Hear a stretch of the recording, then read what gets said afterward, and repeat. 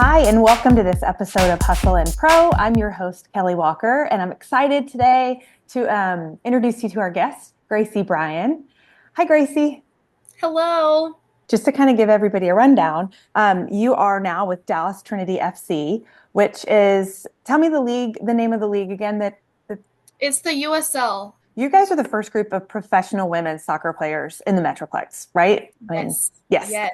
And so being in Frisco, I'm assuming you growing up here that you've been around a lot of professional soccer with FC Dallas, next door. And so if you're anything like me, you've seen a lot of professional men's soccer around here, Right. but are itching for the chance to have some women. So I mean, okay, I had to drive down the tollway, which is fine. But I was just excited to have a team nearby, right, that we can attach ourselves to and cheer for. So congrats on being a part of that kind of inaugural group of women players here.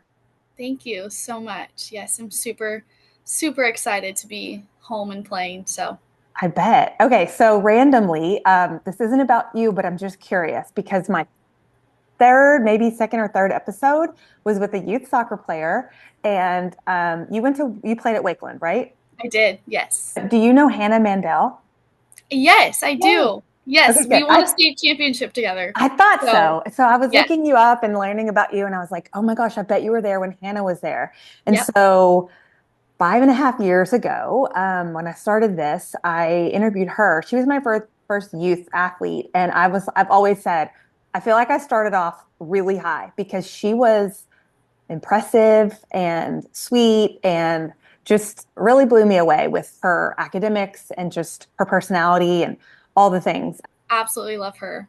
I haven't seen her in so long, but yeah, we have a lot of fun memories together. So, Yeah, yeah, good, she's amazing. good.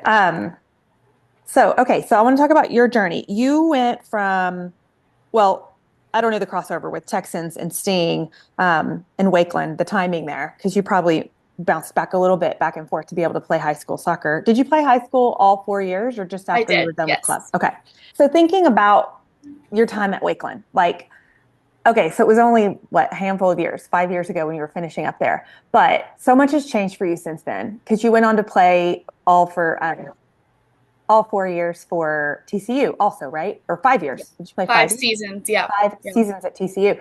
But thinking back to Wakeland, like, do you now look back at yourself then and now and just think of like, do you see the growth? Do you see like the maturity difference in you as a high school player versus 5 or 6 years later? Oh my gosh. The biggest difference. Just now, being a pro and just like the growth and the ups and downs that you go through from, high school to, now pro is it's just crazy. But the biggest thing that I think I learned is just, I hardly remember, those hard moments in high school.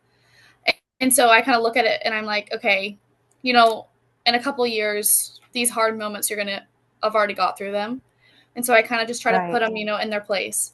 Um, but there's a lot of like fun ups and downs in soccer, which is just, part of being an athlete. But yeah, just looking back at my high school career, um, the one thing that I remember the most was winning the state championship. I Um, bet that's, yeah, so there like were a tons of unique thing losses. most Yeah, people can't say, right? So right. No, I will always brag on that forever and ever. you So, should. um, Especially around here with the level of soccer competition so high. yeah. It's such a unique thing to win and in a big district like Frisco. Yeah. And you mentioned like the lows and the hardships. They probably seemed like your whole world at the time, right? The Oh, for hardships you were sure. facing. And now you look back and you're like, oh, that wasn't that big of a deal in hindsight, No. right? That's how life is, though. That's how Yeah. life are. Yeah. When you're going through it, it feels like it's the worst roadblock that you could possibly think of. But looking Yeah. back, you're like, you kind of feel accomplished, right? That you, like you said, that you pushed through and could get past some of those things. For sure. Yeah. That, you see yourself like change maturity wise and just probably as Yeah. a player and too. But then let's talk about like the coaching side of that. How do the coaching dynamics that you've personally experienced from like your youth club world to high school to TCU to now the pro level, like how do you see the coaching dynamics change or the personalities and the way that they push you forward? How does that change through all those levels of soccer? Yeah. I think all coaches are very different. I have had mainly male coaches.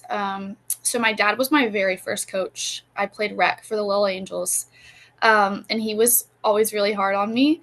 So I have always just kind of remembered that coaches are hard, even if it's your dad. Um, but so I played for Ryan Higginbotham for the Texans, and then we moved over to Sting. And he actually was my assistant coach at TCU. So he kind of, shaped my career a lot. Oh, And he was always very hard on me as well.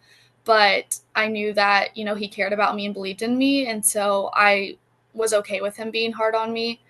And then in high school, Coach Corey was one of the sweetest, best coaches ever. He was a little bit different than the rest. And, he would, yell at me every now and then, but he was truly such a light in my career.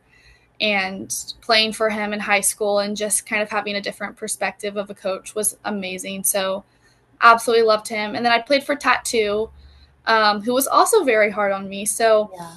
the common, theme here is that they're super hard on you, but they do believe in you. And that was always something that I carried with me, just knowing that, my dad started off Right. knowing people are going to be hard on me, Yeah. my whole life. And so I really appreciate them for that. Yeah. But yeah, and then as you get into college, I mean, Ryan was, the same. He was hard. And then now into the pro environment, I think you're going to see less like yelling and more like directional and constructive criticism. Yeah. So I guess that's because they assume that you have the foundation that you need and they're not, Right. yeah, they're not there to I don't know. They're there to more, like you said, just instruct on Yeah. is it strategic, like tactical?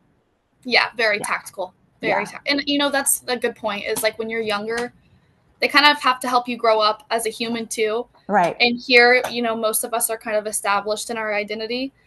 Um, so they're able to be more constructive and, keep it more tactical rather than, Yeah. trying to, help me with maybe random boy drama when I was Right. younger, like Yeah. just the small things like that. So yeah, it's definitely different once I've, stepped into the pro environment for sure. Do you think Ryan was hard on you because he's hard on everybody, like or Tattoo, both examples. Like, are they hard on everybody as a team and that's just their coaching style? Or are you the player that needs that? Because like that's how you started with your dad, right? You need the, I don't know, the toughness Yeah. to respond to, or is that how they just are with everyone? Yeah. I think they are hard on everybody. Yeah. However, I think both of them knew, Ryan especially knew that I needed to be pushed. And when he was hard on me, he would make me mad. And I would just like take it out on the field and like then go do crazy and kind of look at him like, hey, I can do it. Yeah. Yeah. So I mean, I can't say enough great things about Ryan. He is like a second father to me. Like he is, seen me grow up. And so he knew what he was doing for sure with me and knew that how to motivate me. So That's great. yeah. That's great. You're lucky that you've had that great, support system. Speaking of support system, what about like the family dynamics? I know your dad was a coach, which helped probably, plant that seed of the love of soccer with you, which is awesome. But do you have other siblings? I do. Yeah. I have a younger brother. He's 20. And then I have an older sister who is 25. Any athletes 24, 25. with them? Yeah, so my sister played soccer as well. They actually both played soccer, Okay. but my mom told me that my sister, she's 20 months older than me. So she would get to go play, and I would just be on the sideline watching her because I wasn't old enough to play yet. And I would just be dying to play. So finally, they let me play up and play with her for a little bit.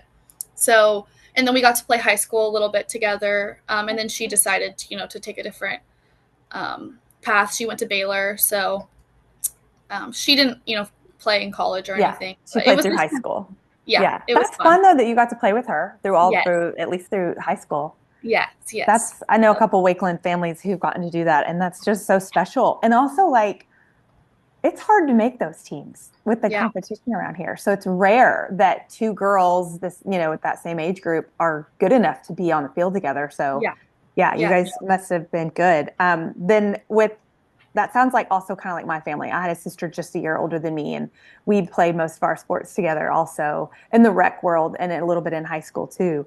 But like, what was your sports, what with your family, like your sports versus your life balance? Because when we were competitive, it was like that's what our like vacation life revolved around. It was like Yeah. tournament life, and like that was kind 100%. of our family life. I feel like growing up. I'm not complaining, but that's just how I remember it. Like, is that how you guys were?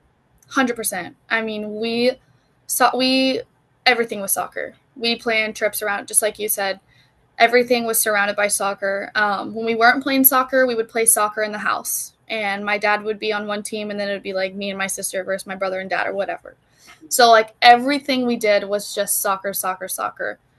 And so I'm the only one that's carried it into a pro career, but Yeah. they all loved it, and they are all such super supportive of me and come to my games, and it's nice for them because they all kind of understand Yeah. soccer, Oh yeah, so that's they like great. enjoy watching it. So Sure. They get it. yeah, Was your super dad a super. soccer player? No. No. So he was just volunteer coaching you as a little kiddo just Yeah, he because he was was. being a good dad. So Yeah, that was the end of his coaching, was yeah, just to coach like me. that's And he cute coached my though. brother. Oh, that's good. But yeah, so I don't know how long he played soccer. I think he played soccer, but I don't actually know how long he played. So, but yeah, a lot Well, of fun. I guess it doesn't matter. He taught you the basics and got you Yeah, into it and loving it. And then you went on and got coaches who knew what was, yeah, what to teach you or to coach you on. Okay, so I'm always curious about this part with Frisco athletes. When you leave here and go somewhere else, do you do you see that Frisco gave you like really high standards to live up to? Okay, you went to TCU, so that is also another high standard. I'm assuming they have great facilities too. yeah. I mean, absolutely blessed to grow up in Frisco. Talking to other teammates and just sharing experiences. You can definitely tell that like people have grown up very differently, but yeah, growing up in Frisco was such a blessing. And I mean, I just think, yeah, it is an amazing place to raise a family and have kids in sports. So, um, no, I think there is definitely a difference between FISD and, other people that I've talked to. So, TCU, I never played in a stadium, as big as Toyota that I got to play in high school. Like, I got to play in the Toyota Stadium um, in high school for a couple games, and that's probably now I play in the Cotton Bowl, but so that's a huge stadium. But Yeah, at TCU, yeah, there probably wasn't a stadium that we played at that was as big as that Toyota. big. Yeah, Yeah. Okay. So then speaking of Cotton Bowl, I mean, how had you ever been to the Cotton Bowl before? I had been to the fair, Uh-huh. so I like knew of it, but I've Yeah. never like been inside Yeah. when it's full. I mean, it's just this massive, first of all, iconic place around here. And so playing in there has to be a little surreal, especially the first time. You're probably used to it by now. Oh, I love it. I love it. The field's great. I think, you know, the fans might not love it. I don't know. Did you have to like? I've heard you have to park really far to get into the stadium. um, Yeah, but I don't know. I'm just so used to that kind of stuff. yeah, I just, I don't know. I go to big venues all the time and I yeah, just that's wouldn't true. expect to walk. Like would have been surprised if I'd have gotten any closer. So I You'll be read that Mallory Swanson is one of your like somebody you look up to playing, right? yes, And so do you see yourself in her and some of the goal like how you set goals for yourself as even after you've made it to this point, like are you still setting goals to make some of those types of accomplishments for yourself? yeah. What I love about her is just how hard she works, and I think there's a lot of very talented players, but when you have somebody like her who does both, she's so talented, but she also works so hard. And so when I watch her play, I just get inspired. And so that's why I absolutely just love watching her. And yeah, I think you always want to, for me, it's always, you always want to look forward and just be appreciative of where you are at the same Yes. time. So I'm super Tough grateful to to be balance, right? here. Right. Like, Yeah. Yeah. yeah, like you're not done, No. but No. you're happy where you are, but you're also not, Yes. you're never done, Yeah. right? For sure. So I think, yeah, just kind of see where my career takes me. But um, yeah, I always want to get better and, score more goals or whatever the best I can. So How we'll many see what goals do you have this season? I have two. Okay. This is my rookie season. So I was like super excited to get my first goal. Yeah, Um, but yeah, two goals on the season. So I'm super excited about that. I love it. That's exciting. Well, like I said, when I saw your name come across, I always try to get as many like Frisco athletes as I Yeah. can, whether they're here already or they're in high school or they've moved on to college or they're pro or whatever it is, or they came through here. I just love that. But I love what you said about like, being the hard worker, hardest working person out there, like in Mallory, that you see that. And that's really probably the hustle that got you to this point, Yeah. you know, Yeah. putting in the overtime. For sure. Yeah. I always just say, like, be the hardest working player on the field. Maybe somebody's a little bit more a better shooter than you or a better 1v1 dribbler, but something that you can control is always being the hardest working player. And so I kind of live by that. And that's kind of my thing. So, That's a good thing. yeah. That might be all you need, right? Right. With all the Yeah. preparation. So that's For perfect. sure. I love it. Well, it's a good segue to the name of the show, Hustle and Pro. So I will wrap it up there. But I love it. I loved getting to meet you, and I loved getting to watch you guys on the field. It was super fun. I took some of my soccer lady friends with me, and so it was Aw. fun to see you guys out there. I've always known Frisco puts a great female soccer product out, just from Yeah. living here and being aware and watching it. And when Abby Wambach got inducted into the National Soccer Hall of Fame here in Frisco, I got to ask her about that, and just Cool. that kind of thing. Just watching younger girls look up to her girls like her, and just the inspiration that people your age can see in that generation. And so, just you should know that the girls behind you now get to look up to you because you guys are playing professionally here in this market. And so it's now an achievable goal that little girls can see in you. So For congrats. sure. For sure. Thank you so much. Thank Yes, you. yes. Okay, we'll wrap up there. So thank you guys for watching or listening to this episode of Hustle and Pro, however you get your podcast. Be sure to subscribe, and we'll see you next time.